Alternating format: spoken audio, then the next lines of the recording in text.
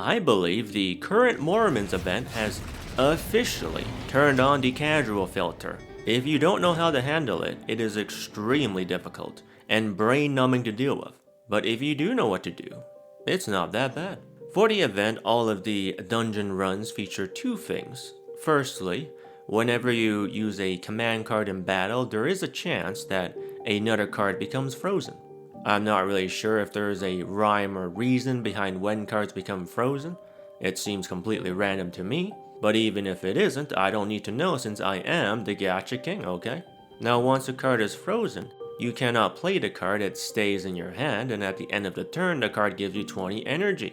The frozen state can be removed by activating the ultimate of the corresponding character. Now the frozen cards give you 20 energy each, so it will help you activate your ultimate sooner. But there are some issues here.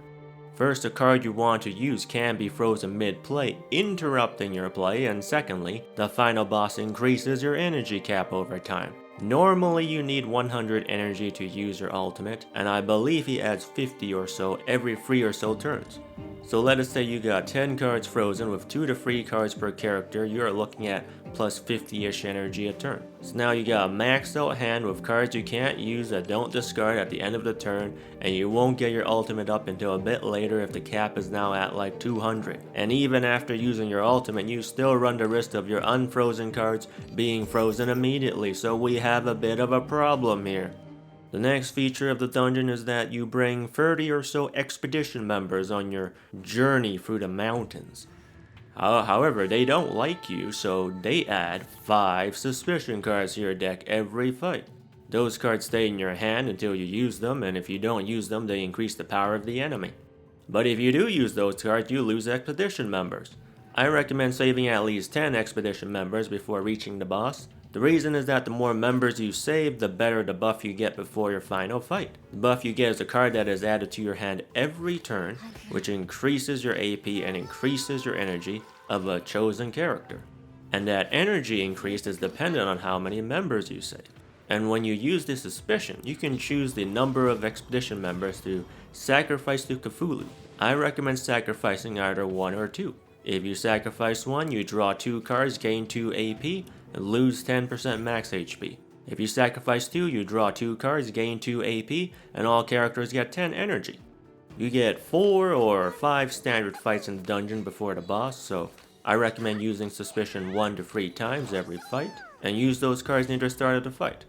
Don't wait to use them. You're just giving the enemy power for no reason. Unless you have completely nothing to play, then I suppose save it. Now I recommend using the HP sacrificing suspicion more often as the dungeon map features quite a good amount of resting junction spots to heal up. And there are also blood pool tiles where you can heal a percentage of your HP. I think it is like 50% of lost HP, but it does add 2 negative symptom cards to your deck. However, you can just sell those symptom cards at the junction with the 3-star light cone. Now if you survive all of that, you will reach the final boss. For the final dungeon of the event and character story, the boss will be Afumza, some weird ghost hand thing. I don't know what it is supposed to be, but the boss has some features to ruin the life of a casual. The HP is substantially higher, even at the lowest level, level 20, compared to the previous bosses you faced.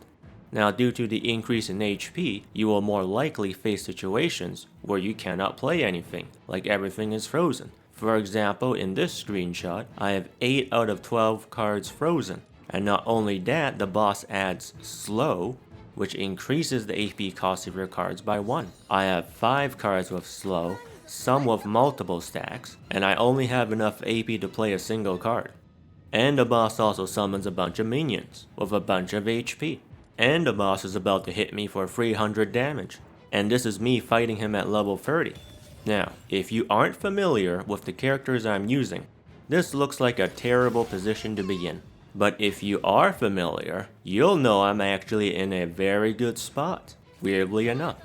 And that brings us to the solution to this puzzle. We need a character who does not care about their cards being frozen, or AP use increased, or can't use their cards for a turn.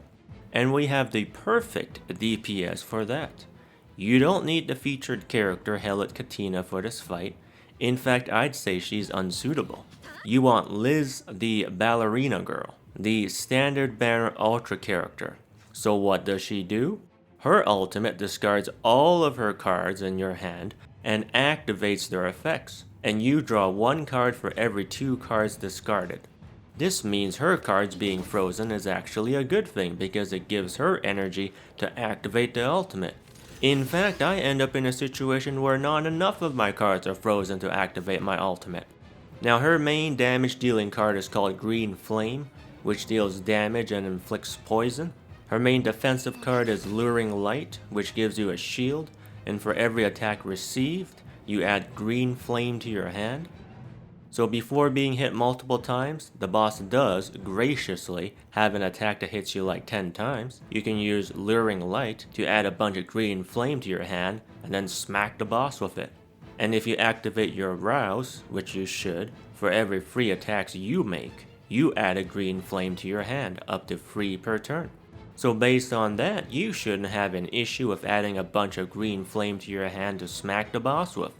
Now Green Flame also upgrades itself to Corrupted Flame if this card stays in your hand or Ultra Space at the end of the turn.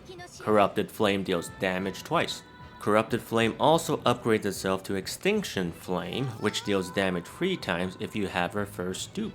This means that if you can't use your cards because they are frozen, or your ultimate isn't up, well, they will just get stronger next turn, so that's perfectly fine.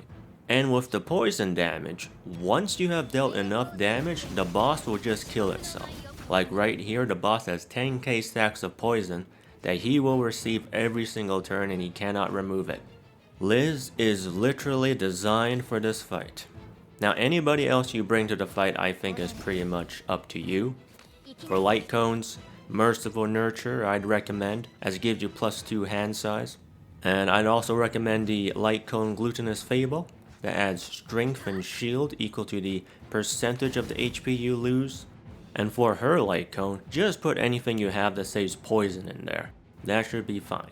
Now, when venturing through the dungeon, I'd recommend getting power related orisons. Those are things that add effects to your cards to boost your damage. I'd recommend selling off as many useless command cards you have as possible, as with the frozen state, it makes useless cards even more useless as they can be frozen and stuck in your hand. And there we go, and with that, you should have not too many issues, at least on the lower difficulties, with this fight. Take care.